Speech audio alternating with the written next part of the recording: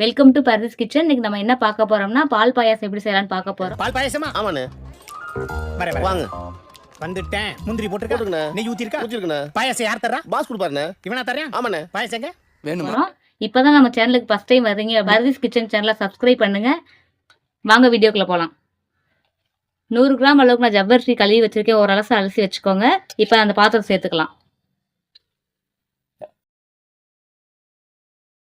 உங்களுக்கு எந்த அளவுக்கு பாயாசம் வேணுமோ அந்த அளவுக்கு தண்ணி சேர்த்துக்கோங்க. 2 கப் அளவு தண்ணி சேர்த்துக்கிறேன். இப்போ ஜவ்வரிசி சேர்த்தாச்சு, தண்ணி சேர்த்தாச்சு. இப்போ ஒரு 10 நிமிஷம் நல்லா ஜவ்வரிசி வேகட்டும்.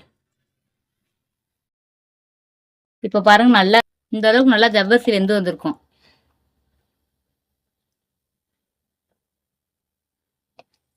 நூறு கிராம் அளவுக்கு வறுத்த சேமியா எடுத்து வச்சுக்கிறேன்.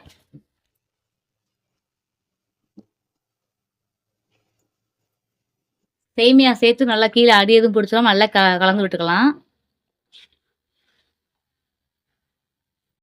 நல்லா ஒரு 5 நிமிஷம் நல்லா சேமியா நல்லா குக் ஆகணும். இப்போ நல்லா இந்த அளவுக்கு சேமியாவும் ஜவ்வரிசியும் கலந்து வரணும். இது கூடவே 2 ஏலக்காய் கொஞ்சமாக தட்டி வச்சு சுக்கு சேர்த்துக்கலாம்.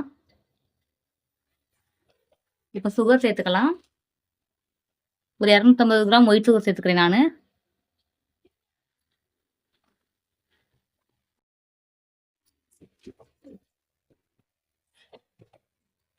போட்டு நல்லா கலந்து விட்டுக்காங்க. இப்போ முந்திரி கிஸ்மிஸை நெய்யில் வறுத்து சேர்த்துக்குருவோம்.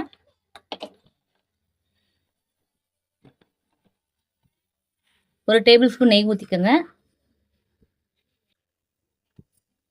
7 கிஸ்மிஸு, முந்திரி தாராளமாக நிறையா சேர்த்துக்கோங்க. நான் ஒரு கைப்பிடி அளவு சேர்த்துருக்கேன். நல்லா நெய்யில் ரோஸ்ட் ஆகட்டும். கருகு விடாமல் எடுங்க. லைட்டாக நெய்யில் வறுத்தாலே போதும். இப்போ இந்த அளவுக்கு கலர் மாறினதுக்கப்புறம் நம்ம பாயாசத்தை சேர்த்துக்கலாம்.